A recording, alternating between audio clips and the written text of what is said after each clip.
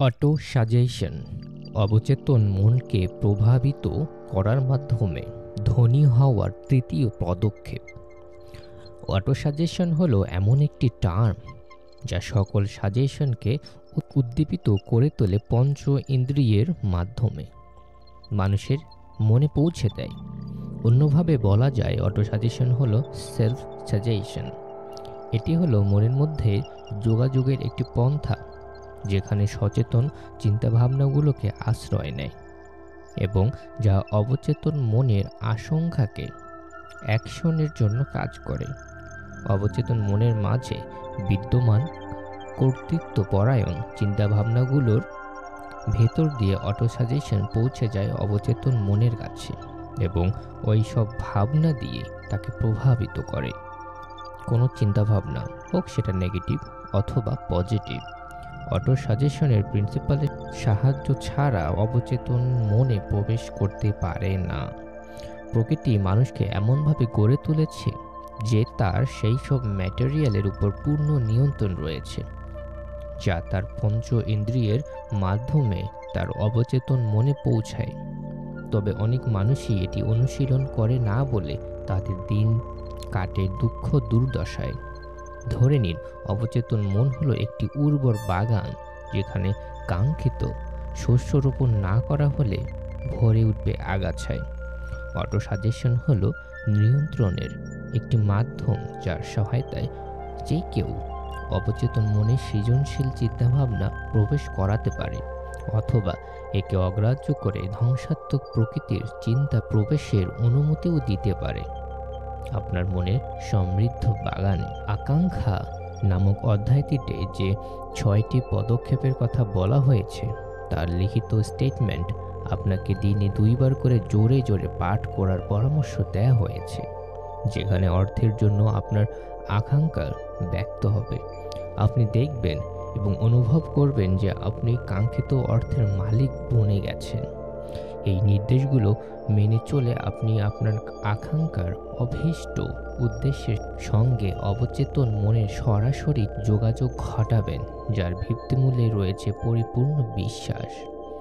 আকাঙ্ক্ষার অধ্যায়ে ফিরে যান, সেখানে 6টি পদক্ষেপের কথা বলা হয়েছে। সামনে এগোবার আগে এগুলো অন্তত সাবধানে আবার পাঠ করুন। এভাবে বারবার পাঠ করলে আপনার অবচেতন মন এগুলো গ্রহণ করবে এবং সে অনুযায়ী কাজও করবে। এই বইয়ের প্রতিটি অধ্যায়েই বারবার পাঠ করে হৃদয়ঙ্গম করা উচিত, কারণ আপনি যদি এই বিষয়টি বুঝতে না পারেন সামনে এগোবেন কি করে। আর বুঝতে না পেরে যারা অটো সাজেশনের সূত্রগুলো অনুসরণ করতে যায় তারা আসলে কিছুই লাভ করতে পারে না। সাদামাটা আবেগহীন শব্দগুলি অবচেতন মনে কোনো প্রভাব তৈরি করতে পারে না। মনে বিশ্বাস না থাকলে অবচেতন মনে আপনি আপনার ভাবনাগুলো যথাযথভাবে প্রেরণ করতে পারবেন না। প্রথমবারে যদি আপনি আপনার আবেগ নিয়ন্ত্রণ কিংবা পরিচালনা করতে না পারেন, হতাশ হবেন না। মনে রাখবেন কষ্ট ছাড়া কেষ্ট মেলে না, অর্থাৎ পরিশ্রম না করলে কিছুই পাবেন না। অবচেতন মনের কাছে পৌঁছা, তাকে প্রভাবিত করা সবকিছুই একটি মূল্য আছে এবং সেই মূল্যটি আপনাকেই শোধ করতে হবে। কোনো কিছু আকাঙ্ক্ষা করলে তা নিয়ে ঠকবাজি করতে যাবেন না। কম মূল্যে কিন্তু আকাঙ্ক্ষিত সামর্থ্যর উন্নতি করা সম্ভব নয়। আপনি একমাত্র আপনার নিজেকে সিদ্ধান্ত নিতে হবে আপনি যার জন্য ক্ষুধার্ত তার জন্য কিছু দেবেন কি দেবেন না।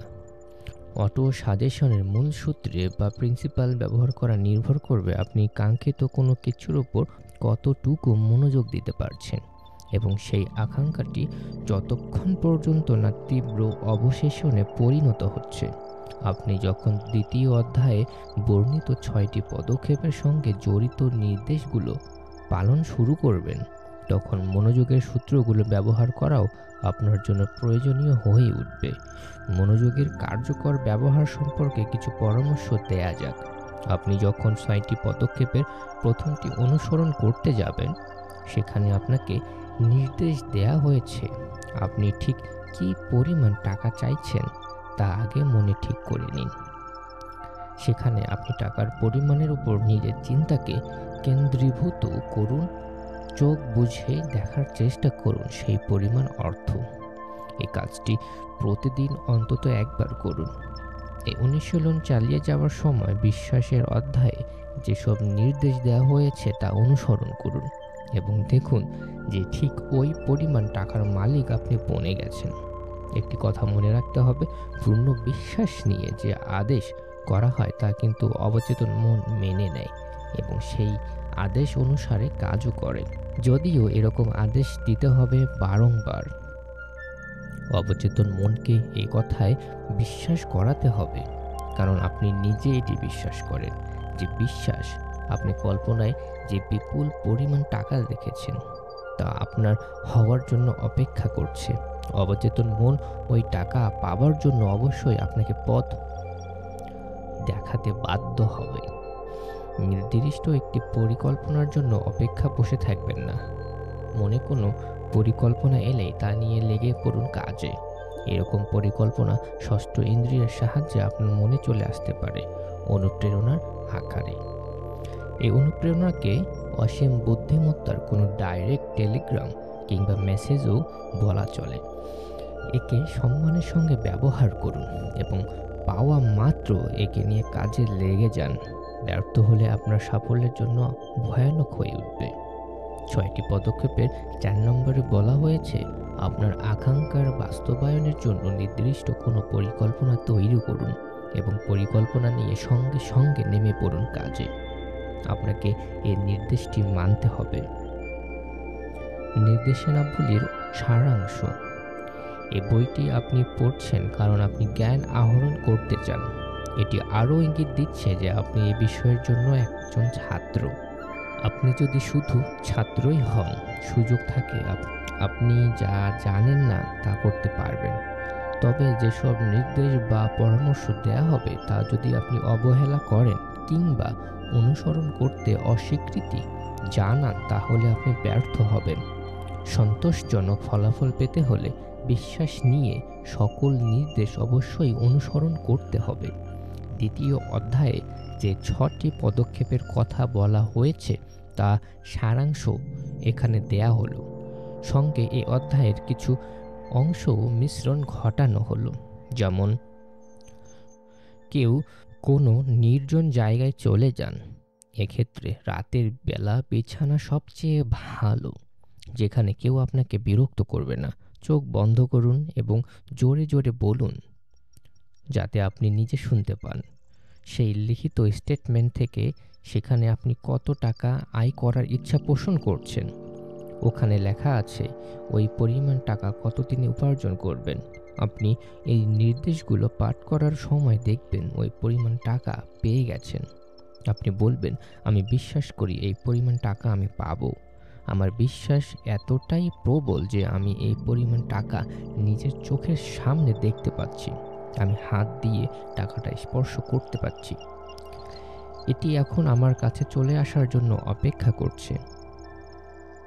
এই প্রোগ্রামটি রাত দিন সামনে চালিয়ে যান যতক্ষণ পর্যন্ত না কল্পনায় টাকাটা দেখতে পাচ্ছেন। আপনার এই স্টেটমেন্ট বা বিবৃতির একটি লিখিত কপি এমন জায়গায় রাখবেন যেটি রাতে এবং সকালে আপনার চোখে পড়বে। রাতে ঘুমাবার আগে এবং সকালে ঘুম থেকে উঠে এটি পাঠ করবেন। মনে রাখবেন, আপনি যখন এই নির্দেশগুলো মেনে চলছেন তখন কিন্তু অটো সাজেশনের নিয়মগুলো প্রয়োগ করছেন, যাতে এই আদেশগুলো আপনার অবচেতন মনে পৌঁছে যায়। এ কথাও স্মরণে রাখবেন, আপনার অবচেতন মন কেবলমাত্র আবেগ নির্ভর নির্দেশাবলী নিয়ে কাজ করবে, যাতে অনুভূতি থাকবে। আর বিশ্বাস হলো সবচেয়ে শক্তিশালী এবং উৎপাদনশীল অনুভূতি। শুরুতে এই নির্দেশগুলো মনে হবে বিমূর্ত, তবে তা নিয়ে বিচলিত হবেন না। শুরুতে যতই বিমূর্ত লাগুক না কেন, নির্দেশগুলো মেনে চলুন। তবে কিছুদিন পরে এগুলো আর বিমূর্ত মনে হবে না। মানুষের ধর্মই হলো সকল নতুন আইডিয়াকে সন্দেহের চোখে দেখা। তবে আপনি যদি নির্দেশগুলো অক্ষরে অক্ষরে পালন করেন, সন্দেহ দূর হয়ে গিয়ে সেখানে জায়গা নেবে বিশ্বাস, এবং একটা পর্যায়ে আপনি মন থেকে বলতে পারবেন, আমি আমার নিয়তির নিয়ন্ত্রক। আমি আমার আত্মার চালক। অনেক দার্শনিকই এই কথাটি বলেছেন যে মানুষ তার নিয়তির নিয়ন্ত্রক। তবে কেন সে প্রভু, সেই ব্যাখ্যা দিতে ব্যর্থ হয়েছেন। মানুষ নিজেই নিজের প্রভু হতে পারে, কারণ সে তার নিজের অবচেতন মনকে প্রভাবিত করার ক্ষমতা রাখে, আর এর সাহায্যে অসীম বুদ্ধিমত্তার সহযোগিতা লাভ করে। আপনি এখন যে অধ্যায়টি পড়ছেন তাতে এই নির্দেশটির প্রধান বৈশিষ্ট্য রয়েছে। এই অধ্যায়ে যেসব উপদেশ বা নির্দেশ দেয়া হয়েছে তা আপনাকে বুঝতে হবে এবং তা প্রয়োগ করবার জন্য নাছোড় বান্দার মতো লেগে থাকতেই হবে। গোটা বইটি পাঠ শেষে এই অধ্যায়ে ফিরে আসুন এবং নিচের নির্দেশটি অনুসরণ করুন। গোটা অধ্যায়টিতে প্রতি রাতে জোরে জোরে পড়বেন যতক্ষণ পর্যন্ত না আপনার মনে বিশ্বাস বৃদ্ধমূল হয় যে অটো সাজেশনের বৈশিষ্ট্যসমূহ সম্পূর্ণই যুক্তিযুক্ত, যার সাহায্যে আপনার সমস্ত চাওয়া মিটবে। পড়ার পর যে লাইনগুলো আপনার মনে ছাপ ফেলছে সেগুলো পেন্সিল দিয়ে আন্ডারলাইন করুন। ব্যক্তিগত অভিজ্ঞতা কিংবা পর্যবেক্ষণ, ধনী হওয়ার চতুর্থ পদক্ষেপ। জ্ঞানের ধরন দুই প্রকার, একটি হলো সাধারণ জ্ঞান, অপরটি বিশেষায়িত। সাধারণ জ্ঞান যত ব্যাপকই হোক না কেন কিংবা তাতে বৈচিত্র্য থাকুক, অর্থ উপার্জনে এর কোনো ভূমিকা নেই বললেই চলে। বড় বড় বিশ্ববিদ্যালয়ের অধ্যাপকদের অর্থকরীর পরিমাণ কিন্তু বেশি নয়। তারা বিশেষায়িত জ্ঞান নিয়ে শিক্ষা দেন, কিন্তু তারা প্রতিষ্ঠান নিয়ে বিশেষ মনোযোগ প্রদান করেন না, অথবা এই জ্ঞানের ব্যবহারও করেন না। জ্ঞান যদি সুবিন্যস্ত না হয় এবং অর্থ উপার্জনের জন্য কোনো বাস্তব অ্যাকশন প্ল্যান না থাকে, তাহলে সেই জ্ঞান দিয়ে টাকা আয় করা যায় না। এ বিষয়টি বুঝতে অক্ষম লাখ লাখ মানুষ বোকার মতো ভাবে জ্ঞানই শক্তি। আসলে তা নয়। জ্ঞান স্রেফ সম্ভাব্য একটি শক্তি মাত্র। এটি তখনই শক্তিতে রূপান্তরিত হয় যখন সুনির্দিষ্ট অ্যাকশন প্ল্যান দ্বারা এটি সুবিন্যস্ত হয় এবং এর একটি নির্দিষ্ট সমাপ্তি থাকে। এডুকেশন শব্দটি এসেছে ল্যাটিন শব্দ এডুকো থেকে। এর অর্থ অভ্যন্তরীণ উন্নতি। একজন শিক্ষিত মানুষ তিনি নন যার প্রচুর সাধারণ এবং বিশেষায়িত জ্ঞান রয়েছে। একজন শিক্ষিত মানুষ তিনি তার মনের শক্তির এতটাই উন্নয়ন ঘটিয়েছেন যে তিনি যা চান তাই পেতে পারেন এবং অপরের অধিকার ক্ষুণ্ণ না করেই। হেনরি ফোর্ড এই সংজ্ঞার আলোকে একজন শিক্ষিত মানুষ, যদিও তার একাডেমিক পড়াশোনা ছিল খুবই নগণ্য। প্রথম বিশ্বযুদ্ধের সময় শিকাগোর একটি সংবাদপত্র তাদের একটি এডিটোরিয়ালে হেনরি ফোর্ডকে অ্যান ইগনোরেন্ট প্যাসিফিস্ট বলে সম্বোধন করেন। মিস্টার ফোর্ড তার তীব্র প্রতিবাদ করে পত্রিকাটির বিরুদ্ধে মামলা করেন। মামলা আদালতে উঠলে অ্যাটর্নিরা কাগজটির জন্য জাস্টিফিকেশনের আর্জি জানায় এবং মিস্টার ফোর্ডকে সাক্ষীর কাঠগড়ায় দাঁড় করায়। জুরিদের কাছে কথা প্রমাণ করতে যে তিনি একজন অজ্ঞ মানুষ। অ্যাটর্নিরা মিস্টার ফোর্ডকে নানা রকম প্রশ্ন করেন, এটাই প্রমাণ করার জন্য যে গাড়ি নির্মাণে তার বিশেষায়িত জ্ঞান থাকতে পারে বটে, আসলে তিনি একজন অজ্ঞ মানুষ। মিস্টার ফোর্ডকে যেসব প্রশ্ন করা হয়েছিল তার খানিকটা উদাহরণ নিম্নরূপ দেয়া হলো।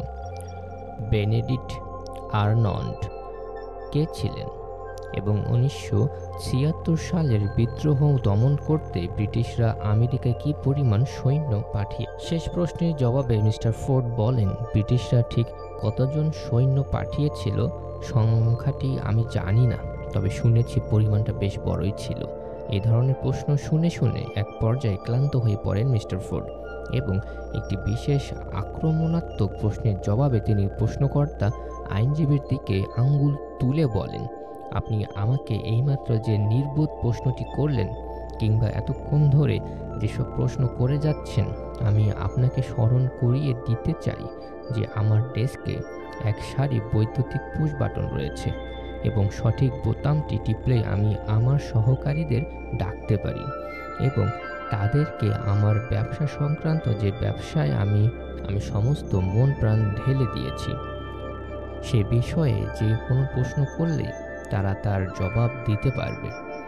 এখন কি আপনি অনুগ্রহ করে বলবেন আমি কেন আপনার প্রশ্নের জবাব দেওয়ার জন্য সাধারণ জ্ঞান নিয়ে মাথা ঘামাতে যাব, যেখানে আমার প্রয়োজনীয় তথ্যাদি পাওয়ার জন্য আমার চারপাশেই নিজের লোক রয়েছে? আদালতের প্রত্যেকে অনুধাবন করতে পারেন এটি কোনো অজ্ঞ লোকের জবাব না।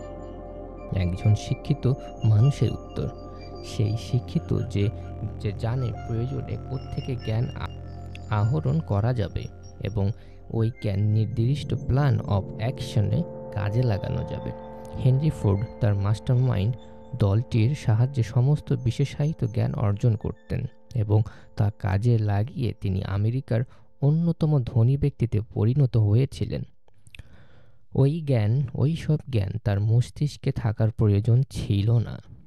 আপনি অর্থ উপার্জনের আপনার সমস্ত আকাঙ্ক্ষায় রূপান্তরিত করার আগে বিশেষায়িত জ্ঞান অর্জন করে নেবেন। এটি অর্জন করার জন্য হয়তো আপনার অধিক পরিমাণ বিশেষায়িত জ্ঞানের প্রয়োজন হতে পারে, তবে আর সেক্ষেত্রে আপনাকে সাহায্য করতে পারে আপনার master mind group. Andrew Carnegie স্বীকার করেছিলেন তিনি ব্যক্তিগতভাবে ইস্পাত ব্যবসায় টেকনিক্যাল ব্যাপারগুলো কিছুই বুঝতেন না। তার জানার খুব ইচ্ছা যে একটা আগ্রহ ছিল তাও নয়।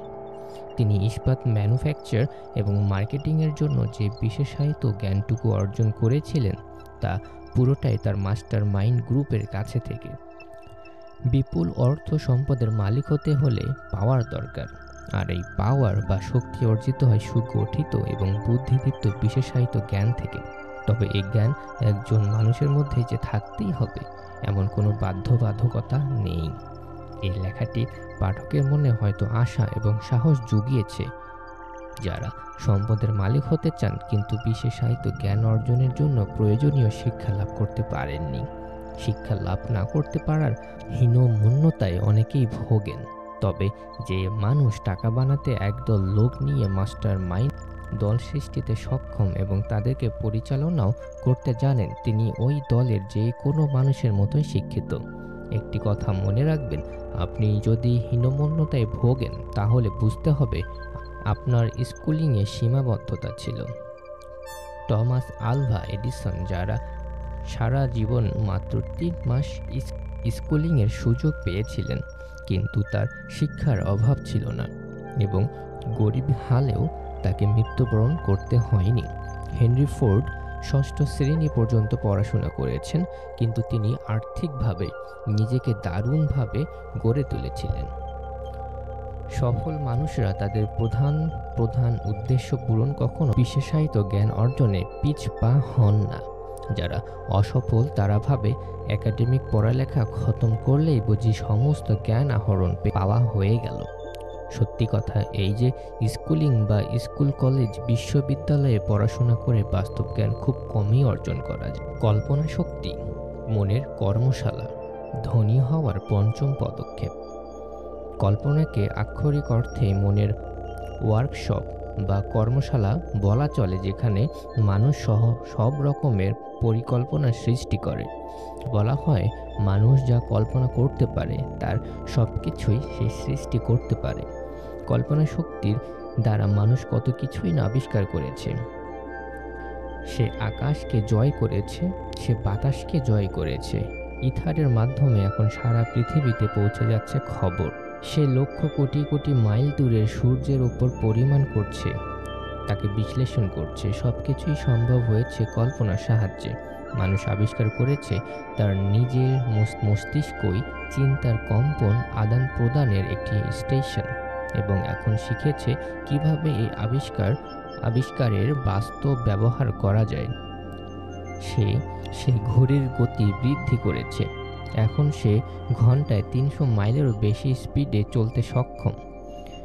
এমন একটা সময় আসবে যখন লোকে নাস্তা করবে নিউ ইয়র্কে, লাঞ্চ খাবে স্যান ফ্রান্সিসকোয়। মানুষের একমাত্র সীমাবদ্ধতা হলো কল্পনা শক্তির ব্যবহার এবং তার উন্নয়ন। কল্পনা শক্তিকে কাজে লাগিয়ে উন্নতির শীর্ষে এখনও যে পৌঁছতে পারেনি, তার যে কল্পনা শক্তি রয়েছে এবং তা যে প্রাথমিকভাবে ব্যবহার করা চলে, সে বিষয়টি সে মাত্রই আবিষ্কার করেছে। কল্পনার 2টি রূপ, একটি সিনথেটিক ইমাজিনেশন বা সংশ্লেষী কল্পনা এবং অপরটি ক্রিয়েটিভ ইমাজিনেশন বা সৃজনশীল কল্পনা। সংশ্লেষী কল্পনা এই কল্পনা শক্তি সাহায্যে লোকে পুরনো ধ্যান ধারণা, আইডিয়া কিংবা পরিকল্পনাকে নতুন কম্বিনেশন বা সংযুক্তিতে যুক্ত অথবা মিশ্রণ ঘটাতে পারে। তবে এই শক্তি বা ক্ষমতাটি কিছুই সৃষ্টি করে না। এই অভিজ্ঞতা শিক্ষা এবং পর্যবেক্ষণ নিয়ে কাজ করে, যা এই কল্পনার মাঝে প্রবেশ করানো হয়। এই শক্তি বেশিরভাগই ব্যবহার করে থাকেন আবিষ্কারকর্তারা, তবে দু একজন ব্যতিক্রমীও রয়েছেন যারা সৃজনশীল কল্পনা নিয়ে কাজ করেন যখন তিনি সংশ্লেষী কল্পনা নিয়ে নিজের সমস্যার সমাধান করতে পারেন না তখন। সৃজনশীল কল্পনা শক্তির সাহায্যে মানুষের অসীম মনের সঙ্গে সসীম বুদ্ধিমত্তার সরাসরি সংযোগ ঘটে। এই শক্তির সাহায্যে অনুমান, অনুপ্রেরণা ইত্যাদি বিষয়গুলো মনের মধ্যে রিসিভ করা হয়। এই শক্তির দ্বারাই সকল বেসিক কিংবা নতুন আইডিয়াগুলো দেয়া হয় মানুষকে। এই শক্তি বা ক্ষমতার সাহায্যে মনের অন্যান্য চিন্তার কম্পন রিসিভ করা হয়। এই সাহায্যে অন্য মানুষের অবচেতন মনের সঙ্গে যোগাযোগ ঘটানো সম্ভব। সৃজনশীল কল্পনা কাজ করে স্বয়ংক্রিয়ভাবে। ব্যবসা, বাণিজ্য, শিল্প এবং ফিন্যান্সের মহারথী সহ প্রখ্যাত চিত্রশিল্পী, সঙ্গীত পরিচালক, কবি এবং লেখকরা বিখ্যাত হতে পেরেছেন তারা সৃজনশীল কল্পনা শক্তিকে কাজে লাগিয়েছেন বলে। সংশ্লেষী এবং সৃজনশীল উভয়ই কল্পনা শক্তির ব্যবহারের মাধ্যমে অধিকতর সতর্ক হয়ে ওঠে। যেভাবে ব্যায়ামের মাধ্যমে মানুষের শরীরের পেশি পুষ্ট করে তোলা হয়, সেরকম আকাঙ্ক্ষা একটি চিন্তা, একটি আবেগ মাত্র। এটি ঝাপসা এবং স্বল্পস্থায়ী। এটি বিমূর্ত যদি না এটাকে শরীর রূপ দেয়া হয়। আপনি যদি নির্জীব থাকেন তাহলে আপনার কল্পনা শক্তিও দুর্বল হয়ে যেতে পারে। এ শক্তির মৃত্যু ঘটে না, তবে ব্যবহারের অভাবে নিশ্চল হয়ে পড়ে। আপনার মনোযোগ কেন্দ্রীভূত করুন কিছুক্ষণের জন্য হলেও, যাতে আপনার সংশ্লেষী কল্পনার উন্নতি ঘটে। কারণ আকাঙ্ক্ষা টাকায় রূপান্তর ঘটাতে হলে এই শক্তির ব্যবহার প্রায়ই প্রয়োজন হয়ে পড়বে। অস্পর্শনীয় আবেগের রূপান্তর বা আকাঙ্ক্ষাকে পরিণত করতে হবে স্পর্শনীয় বাস্তবে, যার নাম টাকা। এর জন্য প্রয়োজন পরিকল্পনা, আর এই পরিকল্পনা তৈরি হবে কল্পনার সাহায্যে, বিশেষ করে সংশ্লেষী শক্তির সাহায্যে। এ বইটি আগাগোড়া পড়ার পরে এই অধ্যায়ে ফিরে আসুন এবং একটি বা একাধিক পরিকল্পনা তৈরিতে আপনার কল্পনা শক্তিকে কাজে লাগান। কিভাবে পরিকল্পনা করবেন তা বিস্তারিত বর্ণনা প্রায় 6টি অধ্যায়েই দেয়া আছে। আপনার কাজে লাগে এরকম নির্দেশাবলী বেছে নিন। পরিকল্পনাগুলোকে নোট করুন খাতায়। যদি আপনি ইতিমধ্যে তা করে থাকেন, আপনি যে মুহূর্তে এই কাজটি শেষ করবেন সেই প্রতিটি মুহূর্ত অস্পর্শনীয় আকাঙ্ক্ষার নিরেট একটা কাঠামো পেয়ে যাবেন। কিভাবে কল্পনার বাস্তব ব্যবহার করবেন? সকল ধন সম্পদের শুরুতেই পয়েন্টই হলো আইডিয়া, আর আইডিয়ার সৃষ্টি হয় কল্পনা থেকে। একটি গল্প বলি, শুনুন। 50 বছর আগে এক বৃদ্ধ গ্রাম্য চিকিৎসক ঘোড়ায় চড়ে শহরে এসেছিলেন। তিনি ঘোড়াটিকে বেঁধে রেখে একটি ওষুধের দোকানে খিড়কির দুয়ার দিয়ে ভেতরে প্রবেশ করলেন। তরুণ দোকানির সঙ্গে কথা বলতে শুরু করলেন। তার উদ্দেশ্য ছিল বহুজনের মধ্যে সম্পদ বিতরণ। ঘণ্টা খানেক দুজনে নিচু গলায় গল্প করলেন। তারপর চলে গেলেন বৃদ্ধ ডাক্তার। ফিরে এলেন একটি ভারী এবং সেকেলে কেটলি এবং কাঠের একটি বড় হাতল নিয়ে। এগুলো দোকানের পেছনে রাখলেন। দোকানি কেটলিটি পরখ করে দেখে পকেটে যা ছিল সব ডাক্তারকে দিয়ে দিল, মোট $500। ডাক্তার বিনিময়ে তাকে একটি ছোট কাগজ দিলেন, যাতে একটি গোপন ফর্মুলা লেখা ছিল। এই ছোট কাগজটিতে যা লেখা ছিল তা একজন রাজার ধন ভাণ্ডারের রত্নের সমান। ওই জাদুর শব্দগুলো দিয়ে কেটলির পানি ফোটানো যেত। তবে ডাক্তার কিংবা দোকানি কেউই জানতো না কেটলি থেকে কি দামি দামি সম্পদ বেরোবে। $500 এই জিনিসটি বিক্রি করে খুব খুশি ডাক্তার। এ দিয়ে তার দেনা শোধ করা যাবে এবং তিনি পাবেন মনের স্বাধীনতা। দোকানি এক টুকরো কাগজ পেয়ে এবং পুরনো একটি কেটলির বদলে সারা জীবনের সঞ্চয় ব্যয় করা বিরাট একটি ঝুঁকি নিয়ে ফেলেছিলেন। সে কোনোদিন স্বপ্নেও দেখেনি তার বিনিয়োগ আলাদিনের চেরাগের মতো জাদুকরি কাজ দেখাবে এই কেটলি থেকে। সে রাশি রাশি সোনা পাবে। আসলে দোকানি যা কিনেছিল তা হলো আইডিয়া। ওর পুরনো কেটলি, কাঠের হাতল, কাগজে গোপন মেসেজ ইত্যাদি সবই ছিল এর আনুষঙ্গিক বিষয়। কেটলির নতুন মালিকের এতে একটা উৎপাদনের কিছু গোপন জিনিস মেশালে কেটলিটি রীতিমতো ম্যাজিক দেখাতে শুরু করে। আর এই কথা বুড়োটি কিছুই জানতেন না। এই গল্পটি মনোযোগ দিয়ে পড়ুন এবং আপনার কল্পনা শক্তির একটি পরীক্ষা নিন। দেখুন আপনি বুঝতে পারেন কিনা যে তরুণটি গোপন মেসেজে কি যোগ করেছিল যাতে কেটলি থেকে রাশি রাশি স্বর্ণ মুদ্রা পাওয়া গিয়েছিল। তবে মনে রাখবেন, আপনি যেটি পড়ছেন তা আরব্য রজনীর কোনো গল্প নয়। আপনি এখানে একটি ফ্যাক্টরের ঘটনা পড়লেন যা ফিকশনের চেয়েও বৈচিত্র্যময়। এই ফ্যাক্টরের শুরু আইডিয়া হিসেবে। এখন একবার দেখা যাক এই আইডিয়াটি কী পরিমাণ স্বর্ণ উৎপাদন করেছিল। এটি আগেও করেছে, এখনও গোটা পৃথিবী জুড়ে নারী পুরুষকে সম্পদে বিলাচ্ছে। তারা কেটলির উৎপাদনগুলো লাখ লাখ মানুষের মাঝে বিতরণ করছে। পুরনো কেটলিটি এখন বিশ্বের অন্যতম বৃহৎ চিনি ব্যবসায় পরিণত হয়ে যাচ্ছে, যা হাজার হাজার মানুষকে ইক্ষু উৎপাদনে কাজ জুগিয়েছে। তারা আখের রস দিয়ে চিনি বানিয়ে বাজারজাত করছে। এই পুরনো কেটলি বছরে লাখ লাখ কাচের বোতল তৈরি করছে, বিপুল পরিমাণ কাচ শ্রমিকদের জন্য চাকরি জোটাচ্ছে।